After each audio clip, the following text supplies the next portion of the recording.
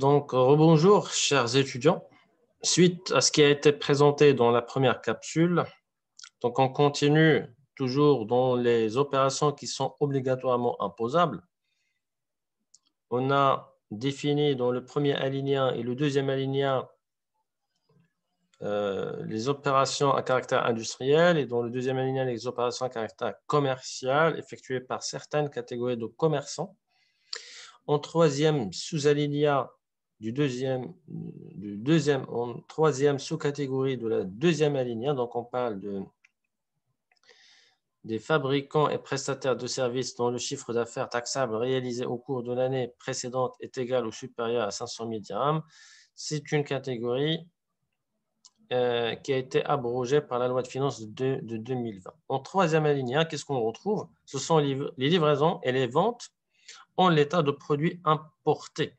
Ça veut dire, on parle ici des importations, comme ça a été précisé dans le champ d'application de la TVA. Donc,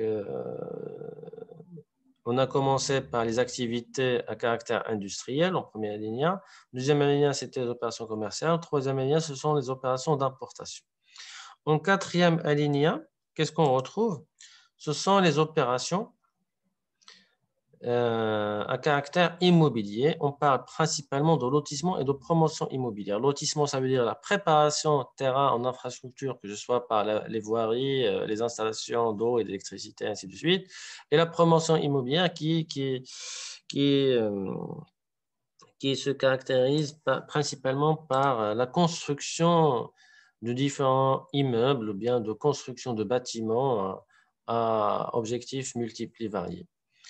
Puis les travaux immobiliers. En cinquième alinéa, on retrouve les opérations d'installation, de posage, de réparation et de façon. Il y a des activités de service. Et en sixième alinéa, les livraisons visées au premier alinéa, deuxième alinéa, troisième alinéa, faites à eux-mêmes par les assujettis. Donc, qu'est-ce qu'on veut dire par premier alinéa, deuxième alinéa, troisième alinéa? Ce sont la vente et livraison de produits fabriqués, ou bien la vente en l'état, ou bien en troisième alinéa, ça veut dire l'importation, mais qui est caractérisé par une livraison à soi-même. Et ça veut dire quoi, une livraison à soi-même? Donc, si je prends le premier exemple, à savoir premier alinéa, ici, les ventes et livraisons de produits fabriqués, façonnés, ça veut dire une entreprise industrielle qui fabrique des choses, que ce soit des bureaux, que ce soit des ordinateurs, que ce soit des machines. Donc, au lieu de les vendre à sa propre clientèle, elle va les vendre à elle-même. Ça veut dire, moi, en tant qu'industriel qui fabrique des ordinateurs, je peux vendre mes produits à mes clients comme je peux les utiliser moi-même. Donc, au lieu de les acheter sur le marché, qu'est-ce que je vais faire? Je vais les produire et me livrer à moi-même. Et ça s'appelle une livraison à soi-même. C'est une vente à soi-même. OK? La même chose pour la commercialisation de produits en l'état. Ça veut dire si j'achète, je suis un commerçant, et si je suis une surface qui vend des produits, du mobilier de bureau par exemple, donc si je prends le mobilier, au lieu de le vendre à mes commerçants, je vais l'utiliser pour mes propres besoins, dans mes propres locaux, ça s'appelle également une livraison à soi-même. Pour l'importation, c'est la même chose. Au lieu d'importer des objets et des choses pour les vendre sur le marché, je peux les importer pour ma propre utilisation. Cela aussi, c'est considéré comme étant une livraison à soi-même et qui n'est pas exonéré, qui doit être traité de la même manière sur le même pied d'égalité que les ventes à autrui. Donc, vendre à un client ou vendre à soi-même, c'est pareil en matière fiscale. Les deux opérations sont assujetties à la taxe. En septième alinéa, on parle des livraisons à soi-même, d'opérations visées à l'article 4, ça veut dire les travaux immobiliers, à soi-même. Donc, ça veut dire, si entreprise, vous êtes un promoteur immobilier, par exemple, bien un lotisseur, si vous faites ça pour vous-même, vous êtes un promoteur immobilier, mais vous avez besoin d'un bâtiment pour vos bureaux, vous avez besoin de vous construire votre propre local ou bien votre propre siège social. Donc, cette construction, elle est assujettie également à la taxe. C'est une livraison à soi-même, que ce soit un produit meuble ou bien immeuble.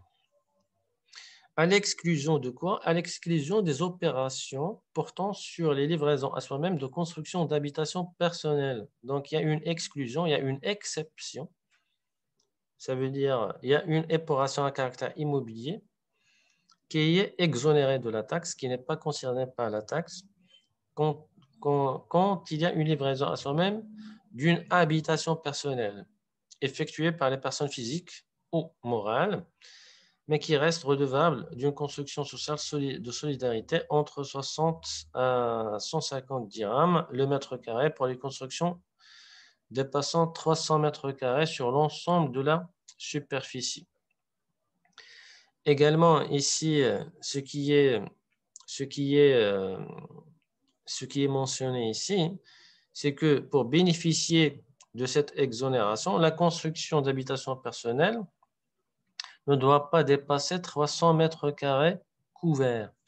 Ça veut dire, en d'autres termes, pour simplifier, les opérations de construction, les opérations à caractère immobilier sont normalement taxables, sauf si vous êtes une entreprise et vous construisez votre siège social. Cette opération, elle est taxée. C'est une livraison à soi-même. Vous êtes un promoteur immobilier. Vous vous êtes construit votre propre siège.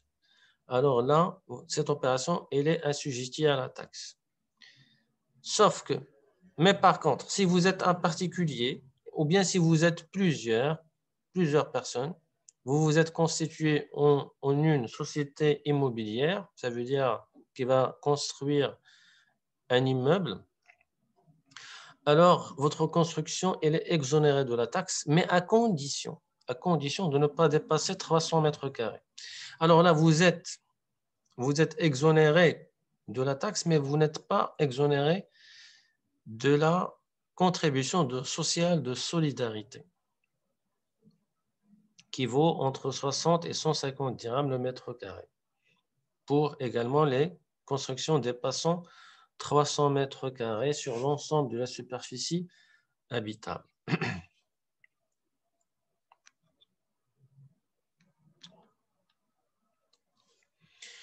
Huitième alinéa, on a les opérations d'échange. Les opérations d'échange peuvent être analysées en deux catégories. L'échange vente ou bien l'échange réparation. Et quelle est la différence entre les deux? C'est qu'est-ce qui va constituer la base d'imposition. Donc, lors de l'échange vente, ça veut dire on va considérer l'opération comme une double vente. Le bien usagé qui sera vendu, si j'ai par exemple un bien qui est usagé et je veux l'échanger contre un bien neuf. Donc, le fait d'aller chez le vendeur et de lui donner mon ancien objet ou bien l'objet qui est usagé, ça c'est considéré comme une première vente. Et le fait que j'achète chez le vendeur le bien neuf, cela est considéré comme une deuxième vente. Donc, il y a une double vente. OK? Vente du bien usagé contre la vente d'un bien neuf. Ou bien l'échange réparation, où la base d'imposition, ou bien l'échange est analysé en tant qu'une réparation et non pas comme une double vente.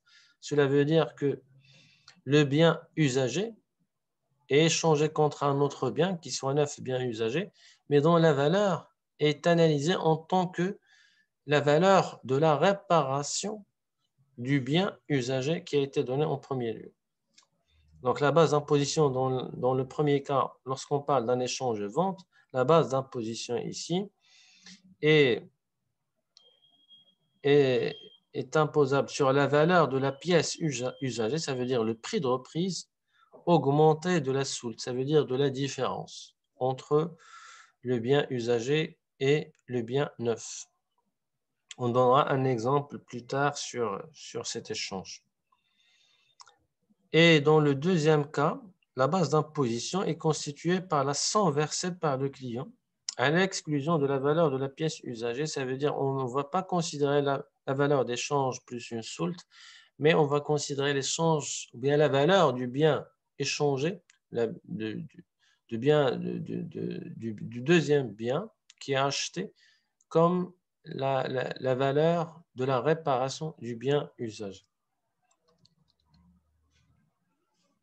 en guise d'exemple, on a cette application. Un particulier commande à un concessionnaire de véhicules utilitaires une camionnette neuve. Ce dernier accepte de lui reprendre son ancien véhicule pour 30 000 dirhams. Donc ça, c'est le prix de reprise de l'ancien véhicule.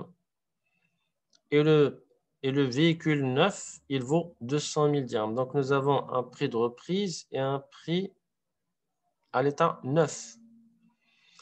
Donc d'autres éléments qui vont être pris en compte.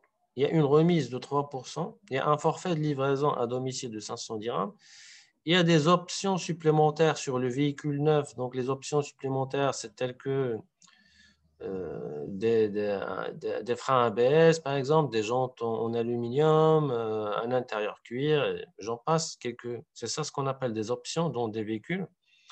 La carte grise, qui représente l'immatriculation du véhicule, et puis la vignette qui constitue le droit d'usage de la route. C'est l'impôt relatif, c'est un impôt qui est relatif à l'utilisation des routes, généralement payé par les véhicules, ou bien les utilitaires de la route, sauf les piétons et les bicyclettes. Puis il y a la reprise de l'ancien véhicule. Donc la reprise de l'ancien véhicule, elle est à 30 000 dirhams. Le travail à faire est de déterminer la base d'imposition. Donc rappelez-vous qu'on est dans une double vente, on est dans la logique de la double vente. Ça veut dire le propriétaire de l'ancien véhicule va le vendre à un prix et le propriétaire, le concessionnaire du véhicule utilitaire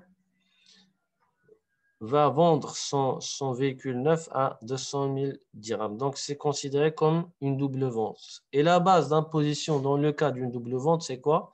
C'est le prix de reprise majoré de la soulte. Le prix de reprise, à savoir les 30 000 dirhams, ça veut dire le prix de l'ancien véhicule, majoré de la soulte, ça veut dire la différence entre les deux, à savoir 200 000 et 30 000 dirhams. Donc, on va voir ici la base d'imposition. La base imposable, elle est constituée de la valeur de la pièce usagée augmentée de la soulte. Ça veut dire, la soulte, c'est quoi? C'est le prix du catalogue moins prix de reprise, c'est 170 000. Alors, la base d'imposition, c'est l'ensemble. C'est 30 000 plus 170, ce qui vaut dire 200 000 dirhams, plus les éléments accessoires. Donc, les éléments accessoires, on a ici quoi? On a une remise, l'option supplémentaire, les forfaits de livraison. Là, alors, la carte grise et la vignette, ils ne sont pas concernés par la taxe. C'est pour ça que, en calculant la base imposable, ici, on n'a pas intégré la carte grise et la vignette parce qu'ils ne sont pas soumises à la taxe. Donc, on a calculé la valeur du véhicule hors taxe, constituée seulement du prix de reprise, plus la soulte, moins la remise, plus les options supplémentaires, plus le forfait de livraison, ce qui donne 201 000 dirhams, 500, avec une TVA à 20%, donc ça donne 40 300, plus la carte grise et la vignette, ça donne 248 000. Sachant que ça, c'est le prix qui doit être payé normalement, mais puisque nous avons bien le propriétaire, bien le concessionnaire du véhicule utilitaire a repris l'ancien véhicule à 30, donc il va retrancher, on va retrancher du montant à payer les 30 000 dirhams du prix de reprise et ça va donner en totalité, le net à payer maintenant, c'est 218 000. Sachant que la question, le travail à faire était se limiter à ce niveau-là. Ça veut dire de préciser quelle est la base d'imposition. La suite, c'était juste pour vous donner une idée sur la démarche, bien le mécanisme à suivre pour aboutir en fin de compte au calcul du net à payer. Au 9e alinéa, qu'est-ce qu'on a? On a les opérations d'hébergement et ou de vente de denrées ou de boissons à consommer sur place. Donc, on parle ici des services de restauration et d'hôtellerie.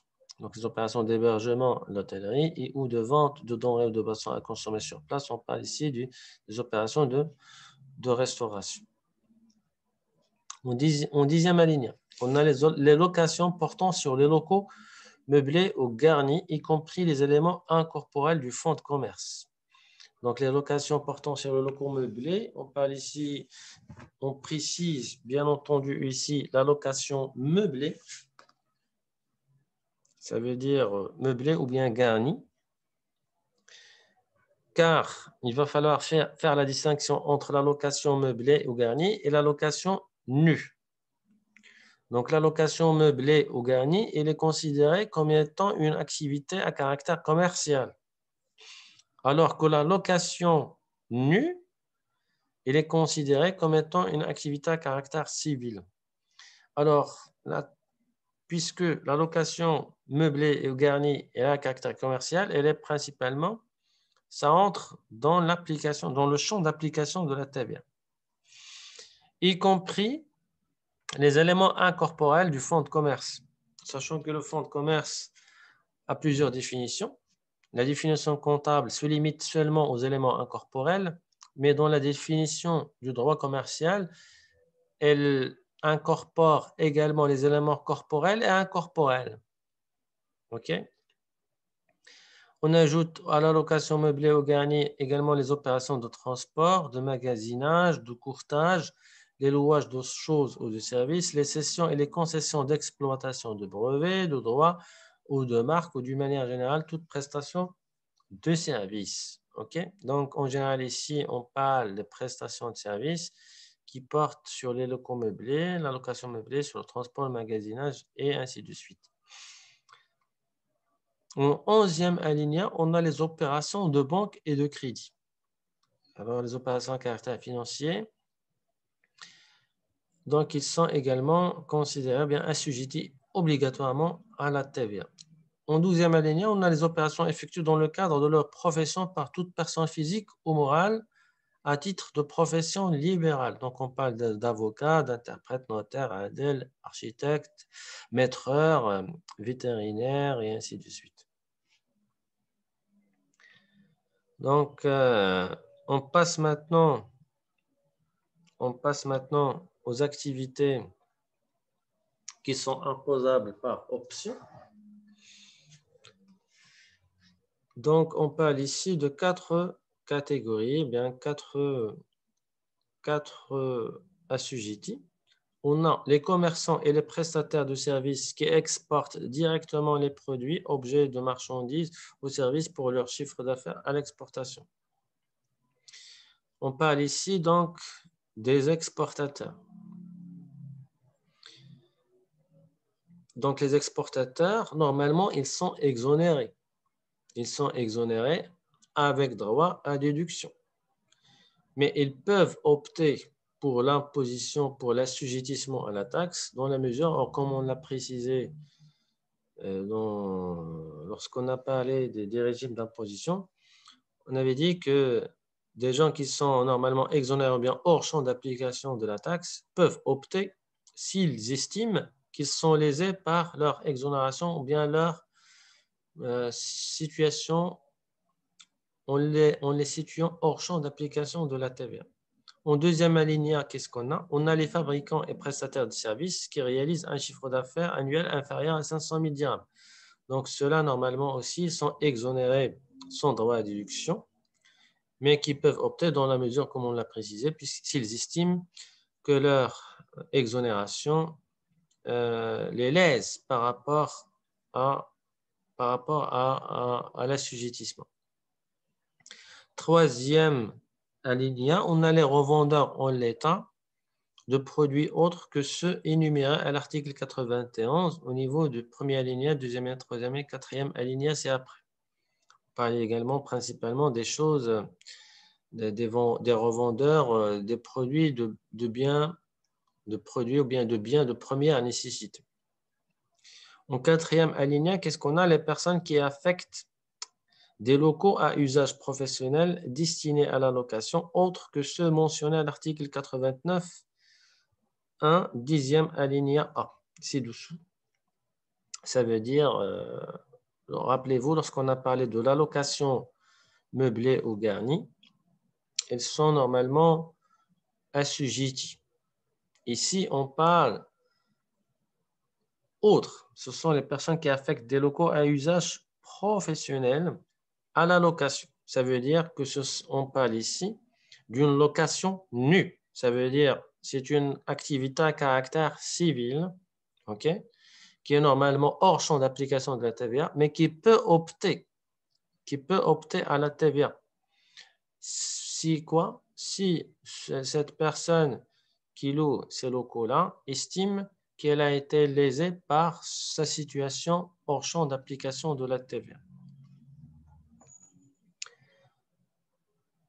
Je vous donne l'exemple de quelqu'un qui a construit des hangars et il va les louer, par exemple, nus.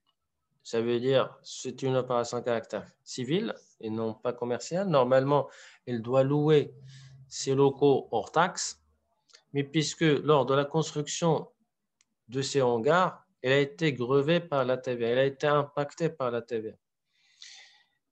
Et alors, suite, il estime le fait d'avoir construit des locaux et en les construisant parce que c'est une activité à caractère immobilier, il a été grevé par la TVA.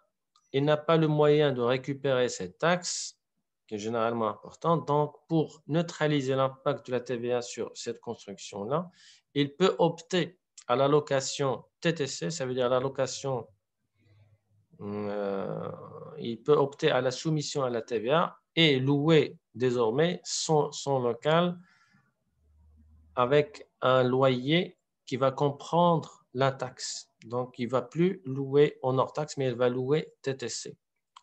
Bien sûr, c'est un choix qui doit être calculé suivant, parce que en augmentant son loyer par la taxe, ça généralement va un petit peu augmenter le prix de la location. Pour lui, ça peut neutraliser l'impact de la TVA, mais ça peut également impacter sa compétitivité si le prix du loyer dépasse un certain seuil, bien un certain plafond par rapport à ses concurrents. Maintenant, on va parler de l'exonération. L'exonération, comme on a dit, elle est également subdivisée en deux sous-catégories. Première sous-catégorie, c'est l'exonération sans droit à déduction, que l'on retrouve au niveau de l'article 91. Alors là, il s'agit principalement des ventes autrement qu'à consommer sur place des biens de première nécessité. On parle de pain, de lait, de dattes, de sucre. On parle de journaux. On parle de ventes et prestations réalisées par les petits fabricants qui ne dépassent pas 500 000 dirhams. Alors, pour reprendre, les ventes autres qu'à consommer. Donc, les pains, le pain, le lait, les dattes, et j'en passe, tous ces produits-là, ils sont normalement vendus en hors taxe. Mais leur production, il a été grevé par la taxe, à un moment ou à un autre. Sauf que cette taxe, elle n'est pas récupérable. Elle est sans droit à déduction. Bien sûr, ici, on pose la question, pourquoi est-ce qu'on vend ce genre de produits? Pourquoi ce genre de produits sont exonérés?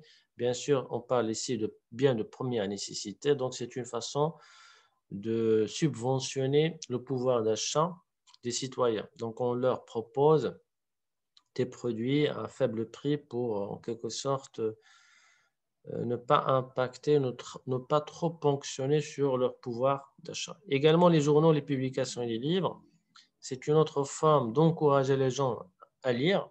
Donc, on rabaisse les prix de vente de ce genre d'articles à caractère intellectuel ou bien éducatif, si vous voulez. Donc, on les exonérant de la taxe. En les exonérant de la taxe, leur prix, bien sûr, il va se rabaisser. Troisième alinéa, on a les ventes et livraisons faites par les petits fabricants. Donc, les petits fabricants, on parle ici des petits fabricants tels que les prestataires de services, tels que les boulangers, les menuisiers, les mécaniciens, hein, qui ne vont pas atteindre les 500 000 dirhams. Également, les opérations d'exploitation des douches publiques. Ça, c'est un acte de salubrité publique. Donc, l'État, en quelque sorte, pour encourager les gens également à se nettoyer. Donc, elle exonère ce genre d'exploitation. Les opérations réalisées par les coopératives et leurs juniors. Donc, en parlant des coopératives, il y a quelques conditions à respecter. Alors, qu'est-ce que c'est qu'une coopérative? C'est un organisme dont l'activité se limite à la collecte de matières premières sans transformation. Donc, c'est la collecte auprès des adhérents et leur commercialisation. Donc, si je suis une coopérative laitière, donc mon activité se limite à quoi? À collecter le lait auprès de mes adhérents et de le revendre, sans en faire, par exemple, du yaourt ou bien du beurre ou bien autre chose.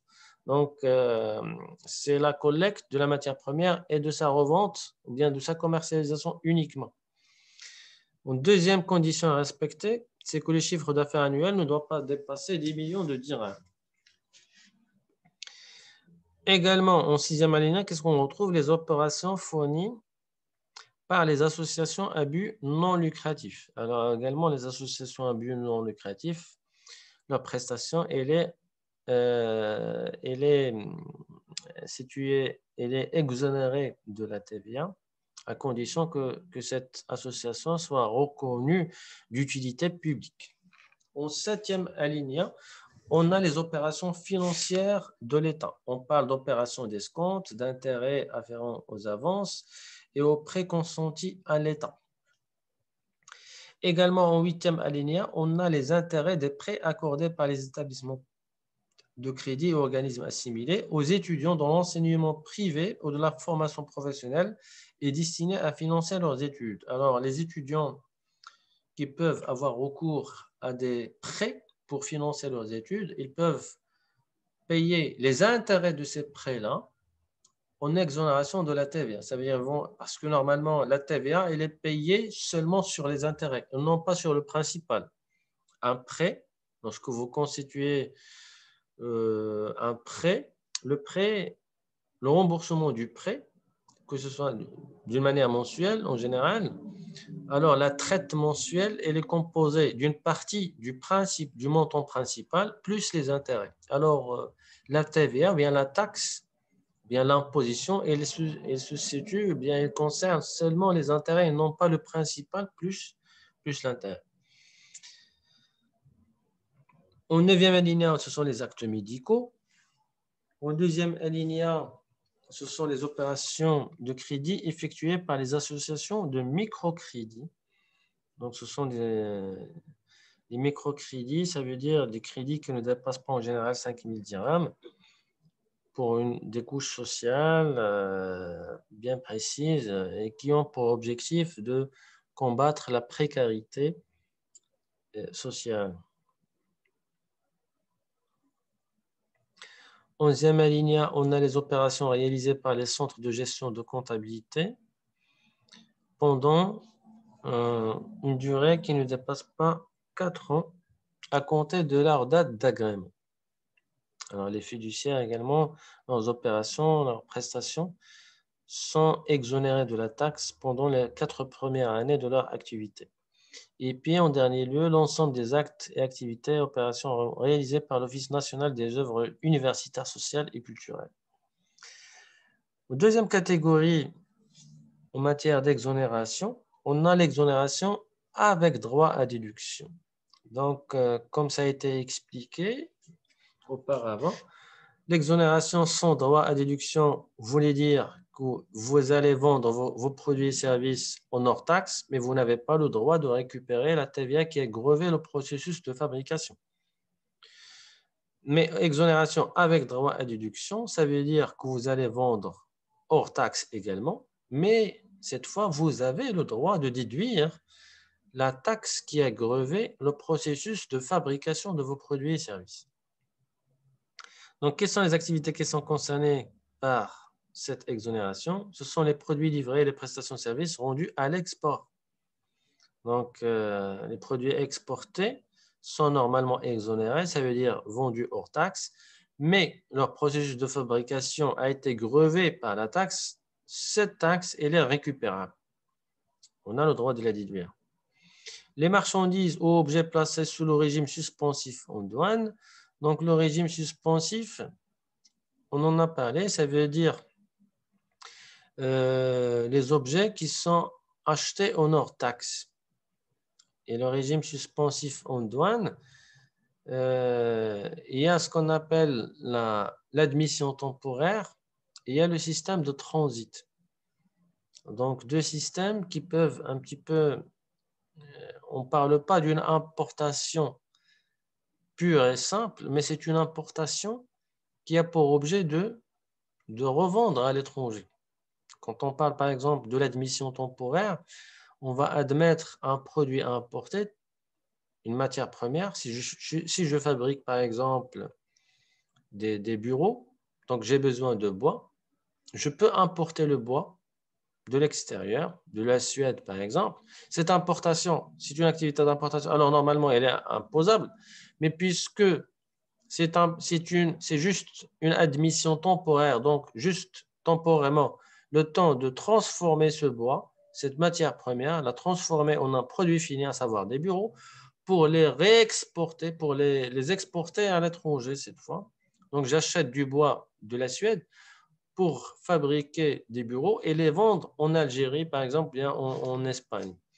Donc, l'admission du bois suédois, c'est une admission temporaire, le temps d'en faire des bureaux. Donc, cette importation-là, elle est exonérée avec droit à déduction.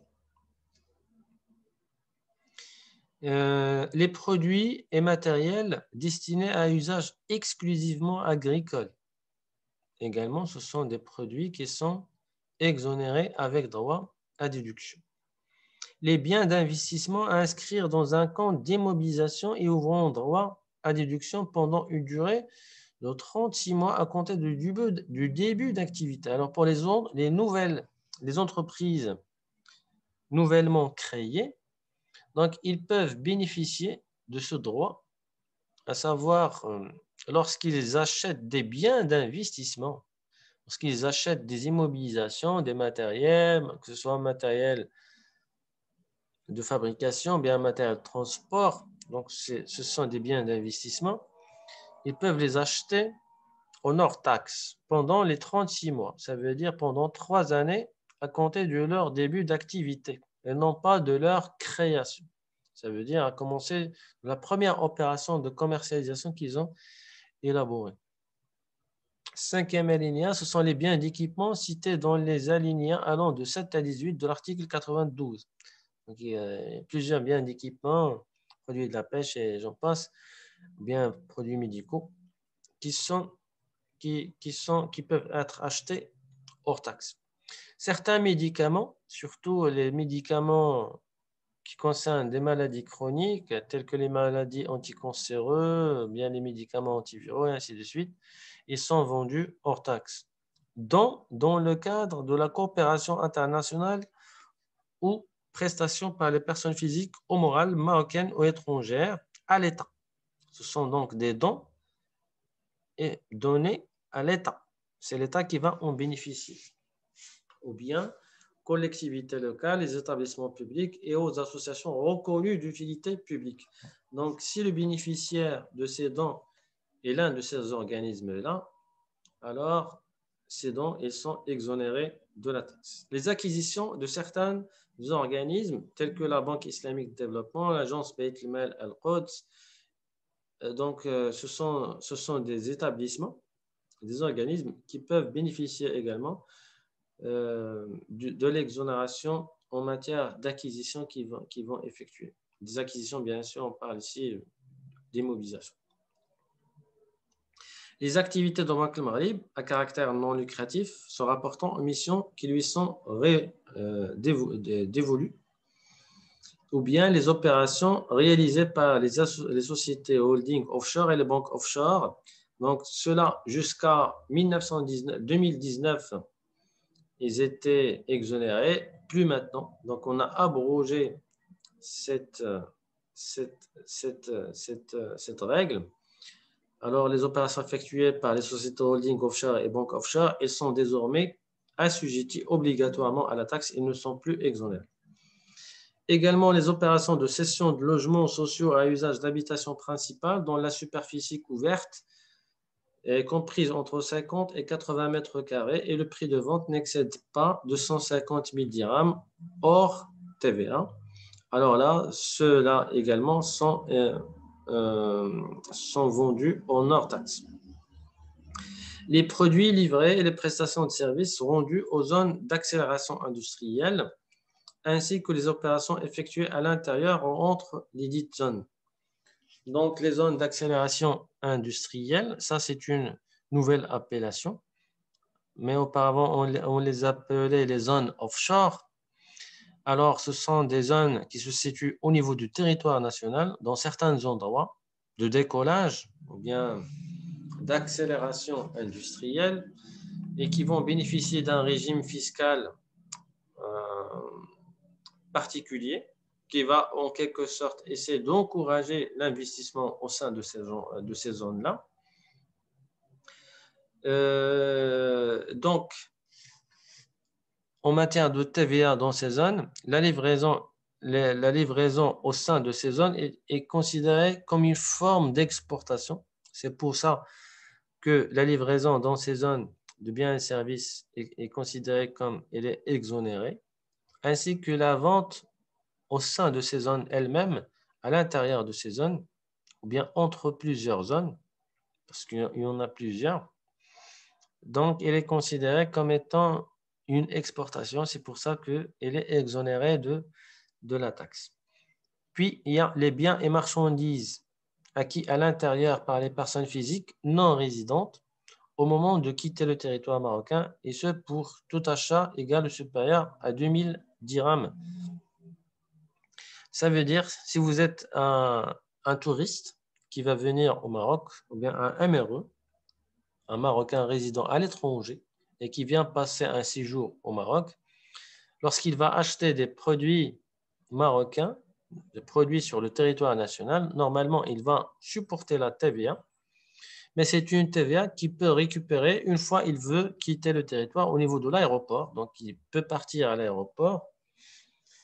En partant à l'aéroport, il peut déposer une demande auprès des services des douanes pour récupérer la TVA qu'il a supportée, à condition, bien sûr, que le montant de ses achats soit supérieur à 2000 dirhams. Donc, en d'autres termes, les gens qui achètent, les touristes qui viennent au Maroc et qui achètent des objets, ils supportent de la TVA, ils peuvent garder les factures qui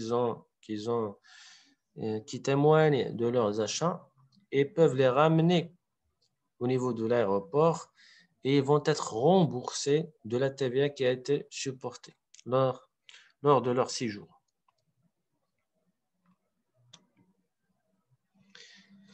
Le régime suspensif. Alors, quand on parle du régime suspensif, comme cela a été mentionné, on parle principalement des exportateurs et pour cela, on leur donne le droit de récupérer, d'acheter leurs produits, les intrants dans leur mécanisme de production, dans leur processus de production, d'acheter les intrants en hors taxe, puisqu'ils vont vendre en hors taxe.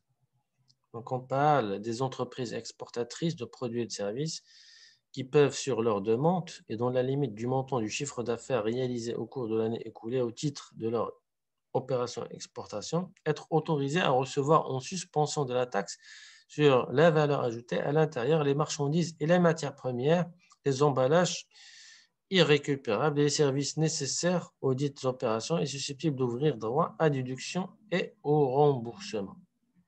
Donc, ils peuvent acheter en hors taxe, mais à concurrence de leur chiffre d'affaires réalisé à l'étranger, les produits et les services dont ils ont besoin.